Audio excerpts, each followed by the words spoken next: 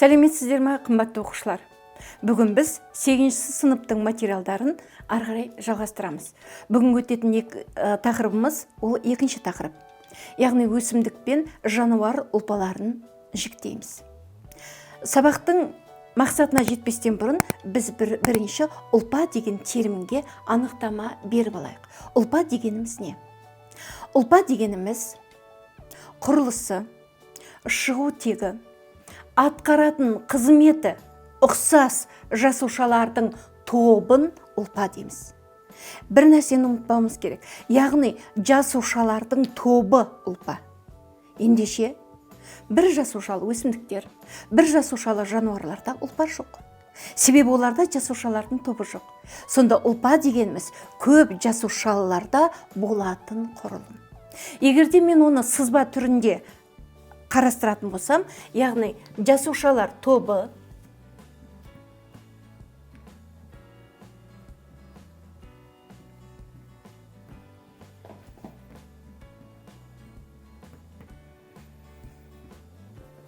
одан ұлпа түзіледі. Ұлпадан мүше түзіледі. Мүшеден мүшелер жүйесі түзіледі, одан ағза түзіледі. Яғни ағза дегеніміз организм. Сонда біз не ұқтық? Яғни бір жасушалы өсімдіктер мен жануарларда ұлпа болмайды. Ұлпа болады көп жасушалы жануарлар мен өсімдіктерде. Ұлпаны зерттейтін ғылымда гистология дейді. Гистология. Енді ұлпалардың әрқайсымен танысайық. Ұлпалар екіге бөлінеді. Екі ағзаларға байланысты. Яғни өсімдіктер ұлпасы,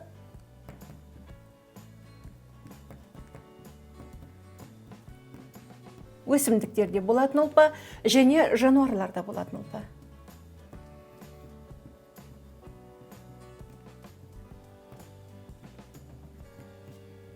Өсімдікте болатын ұлпа 6 топқа бөлінеді.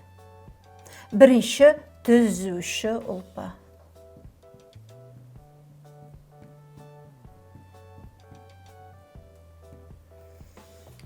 Аты айтып тұр. Барлық ұлпалардан ең бірінші пайда болатын ол түзуші ұлпа балар. Түзуші ұлпа. Оның ғылыми тілде меристема дейді.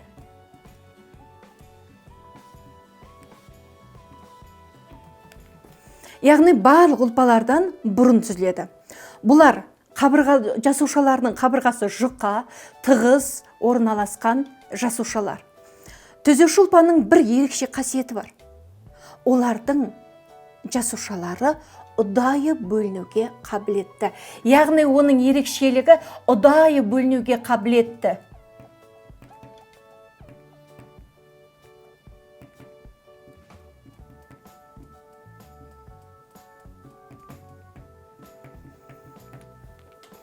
Яғни гүл шығатын болса, бүршік жаратын болса, жапырақ өсетін болса, бәрі түзуші ұлпа негізінде болады.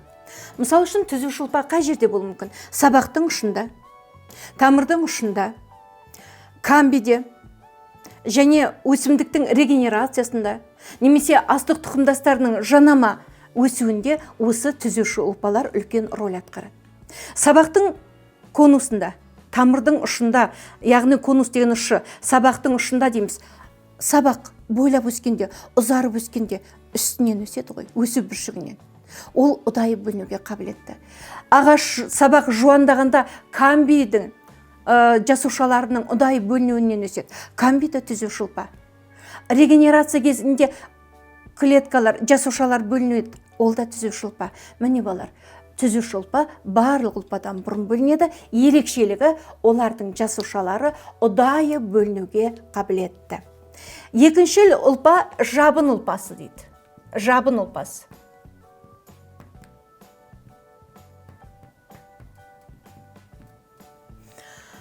Жабын ұлпа мынандай қызмет атқарады. Аты айтып тұр, өсімдіктің сыртын қаптайды. Ал сонда қандай қызмет атқарады? Яғни бірінші кеуіп кетуден қорғайды.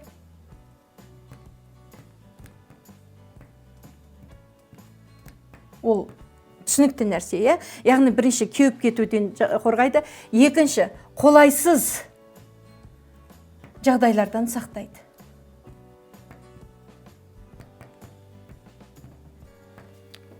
Жабын ұлпасы үшке бөлінеді. Өң, тоз, қыртыс. Өң жасушалары мөлдір болады, себебі жарықты өткізеді. Және өң жасушалар тірі. Тоз, орысша пробка.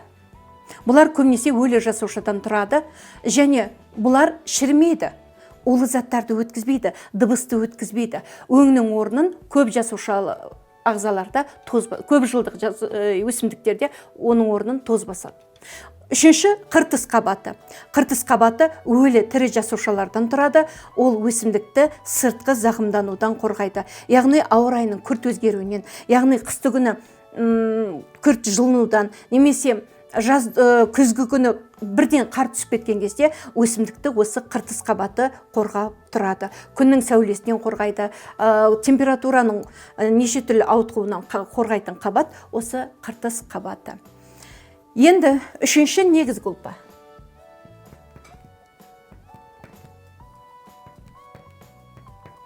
Неге негізгі? Себебі барлық мүшелерде кездесетін болғандықтан бұны негізгі ұлпа дейміз. Былайша айтқанда паренхима.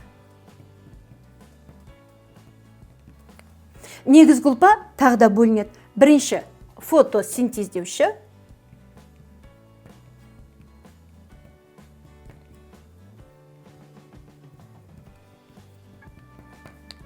екінші қор жинаушы.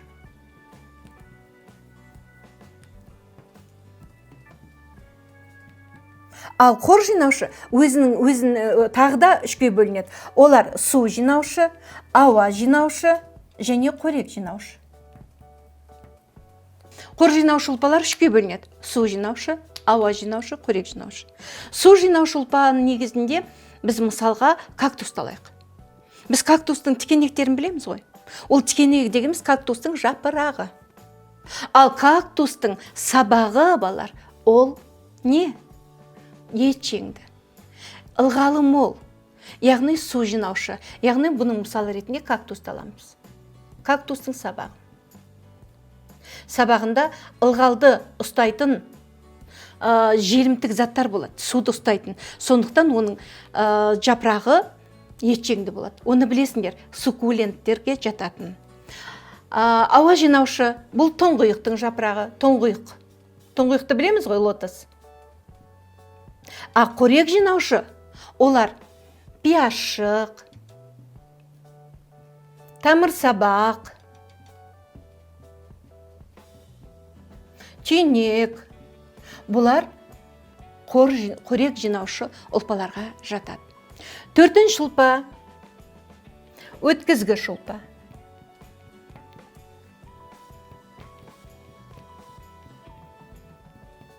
Балар, өткізгіш ұлпаны біз алдыңғы 7-ші сыныпта өткенбіз. Есімізге түсіріп өтейікші, флоема, ксилема деген сөздер сендерге таныс па? Ал енді есімізге түсіріп өтейік. Өткізгіш ұлпаларға флоема, ксилема жатады. Яғни флоема дегеніміз жапырақта түзілген органикалық затты, яғни фотосинтез нәтижесінде тамырға жеткізетін ұлпа. Флоемада сүзгілі түтіктер бар. Сол сүзгілі түтіктер арқылы органикалық заттар тамырмен сабаққа жетіп отырады. Ал яғни флоема төменгі ағысты құрайды. Ал ксилема ше? Ксилема дегеніміз ол сүрек. Сүректегі трахей, яғни түтіктер арқылы тамырдан сорылған су мен минералды заттар ол сабақпен жапыраққа ары қарай жоғарыға кетеді. Сондықтан ксилема жоғарғы ағысты құрайды. Олардың барлықтары өткізгіш ұлпаларға жатады. Бесінші ұлпа, бесінші механикалық,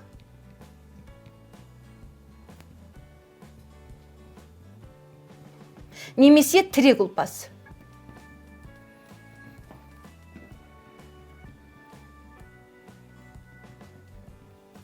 механикалық тірек ұлпасы. Ал механикалық тірек ұлпасына балар қабық талшығы, сүрек талшығы, немесе тас тәрізді жасушалар жатады. Тас тәрізді жасушаларды біз кейбір кезде қиыршық жасушалар дейміз. Неге десеңдер, мысалы үшін біз алмұртты жегенде, шетенді жегенде, немесе бежені жегенде, беже дегеніміз айва, осыларды жегенде, әсіресе алмұртты жегенде, біз көп жегенде аузымызда қиыршық тас сияқты нәрсе болады. Олар тірек ұлпасы. Тірек ұлпасы жапыраққа, сабаққа мықтылық қасиет береді. Қатты жел болған кезде жапырақтардың барлығы неге үзіліп түсіп қалмайды? Себебі олардың сағағында тірек ұлпасы бар.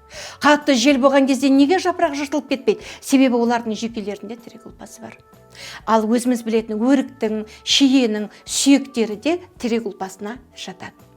Енді өсімдіктердегі ең соңғы ұлпа ол бөліп шығарушы ұлпа. Бөліп шығарушы ұлпа.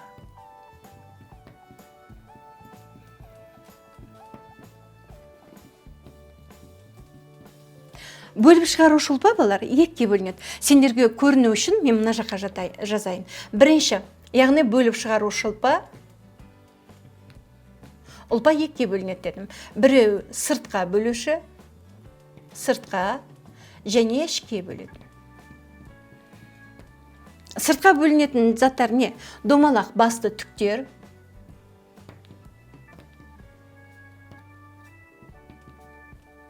жабысқақ түктер, жабысқақ,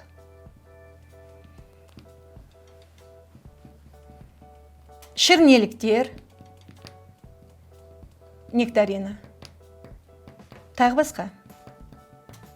Ал ішке не бөлінеді? Бұлар эфир майылы өзегі,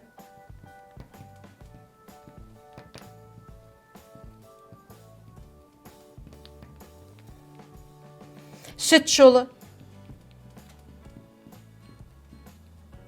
үшінші шайыр жолы.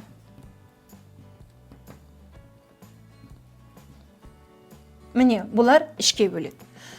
Сонымен балар, біз қазір өсімдіктің ұлпаларымен таныстық. Өсімдікте қанша ұлпа болады екен? 6 ұлпа болады. 6 түрлі ұлпа болады. Бірінші түзуші ұлпа, екінші жабын ұлпа, үшінші негізгі ұлпа, төртінші өткізгіш ұлпа, бесінші механикалық тірек ұлпасы, алтыншы бөліп шығарушы ұлпа. Яғни біз 6 өсімдіктің ұлпасымен таныстық. Сонымен ұлпа дегеніміз өсімдіктерде 6 болды. Ұлпа дегеніміз құрылысы, атқаратын қызметі, шығу тегі, ұқсас жасушалардың тобын ұлпа деп атаймыз.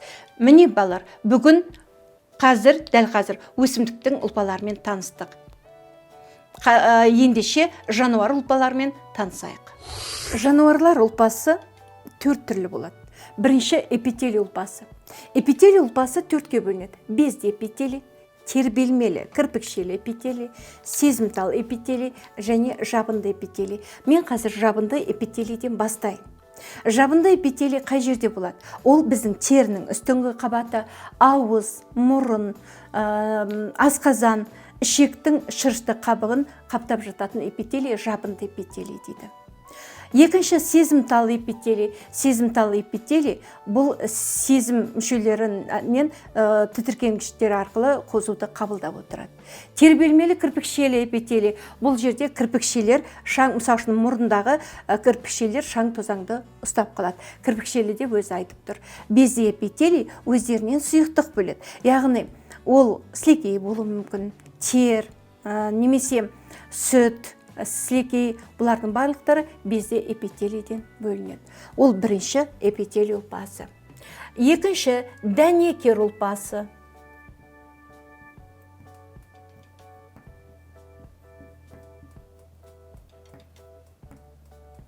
Дәнекер ұлпасының ерекшелігі неде? Дәнекер ұлпасының ерекшелігі бұлардың жасушаларында жасуша аралық заттары өте көп болады. Сондықтан бұл ұлпаның осы ерекшелігін біз ұмытпауымыз керек. Бұлар қандай болып бөлінеді? Бұлар тығыз талшықты,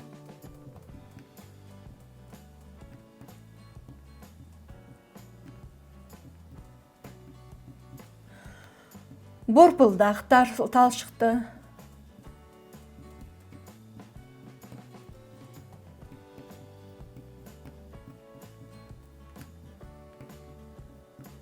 шеміршекті,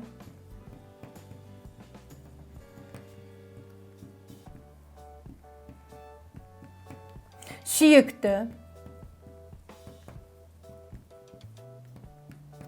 және сұйық. Сұйық дәнекер ұлпасына қан және лимфа жатады.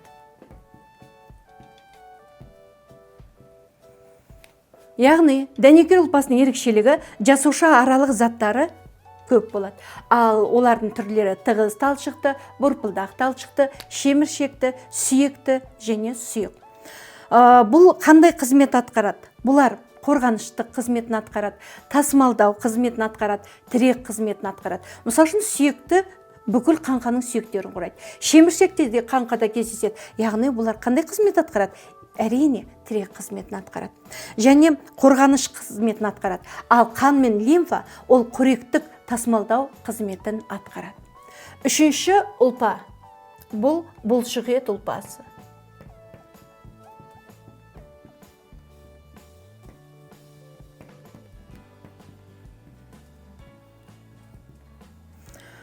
Бұлшықет ұлпасы екі үлкен топқа бөлінеді. Бұлшықет ұлпасы бірыңғай салалы бұлшықет.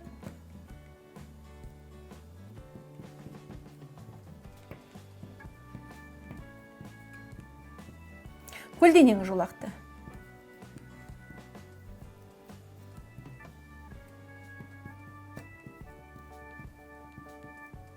Бұлшықет ұлпасының бір жасушасын миоцит деп атайды. Миоцит. Бірыңғай салалы бұлшықеттер, яғни аты айтып тұр. Яғни көбінесе ұзын қан тамырлары осы бірыңғай салалы бұлшықетке жатады. Одан соң жүйке, ішек, яғни ас қорыту жүйесіндегі ішектер бірыңғай салалы бұлшықетке жатады. Асқазан бірыңғай салалы бұлшықеттер жатады, мысалы үшін. Ал көлденең жолақты бұлшықетке ол қаңқа бұлшықеттер мен жүрек бұлшықеті жатады. Қаңқа бұлшықеттер мен жүрек бұлшықеті көлденең жолақты бұлшықеттерге жатады. Төртінші, соңғы ұлпа ол жүйке ұлпасы.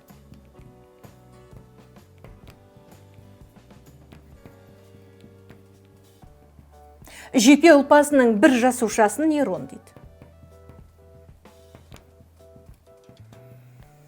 Нейронда не болады? Нейронда дене болады, аксон болады, дендрит болады. Яғни нейронның денесі аксон және дендрит болады. Нейронның, яғни нейрон дегеніміз жүйке жасушасы. Қысқа өсінділерін дендрит дейді.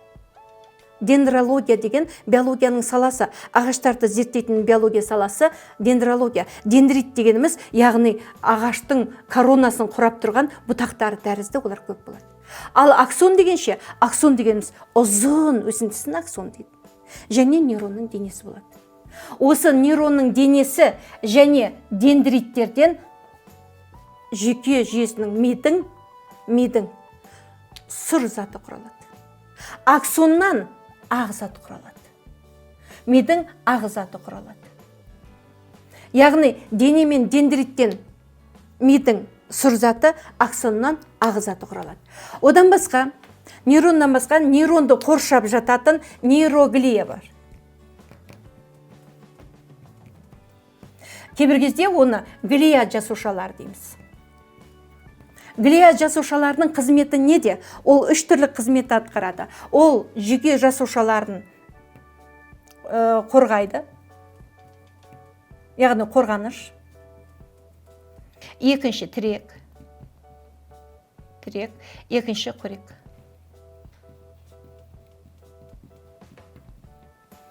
Сонымен глия жасушасы үш түрлі қызмет. Қорғаныштық қызмет, тірек қызмет және қоректік қызмет атқарады. Міне балар, біз өсімдіктерде 6 ұлпаны өтетін болсақ, жануарларда қанша ұлпа болды? 4 типті ұлпа болды. Бірінші дәнекер ұлпасы, екінші бұлшықет ұлпасы, үшінші эпителий ұлпасы, төртінші жүйке ұлпасы. Сендерге бүгін сабақ түсінікті деп ойлаймын. Біз бүгін өсімдіктердің ұлпаларымен таныстық, жануарлардың ұлпаларымен таныстық, олардың түрлерімен таныстық және атқаратын қызметтерімен таныстық. Ендеше келесі сабақта кездескенше қош сау болыңдар. Сұрақтарың болса, біздің арнаға жазылып, жауап алуды ұмытпаңдар. Сау болыңдар.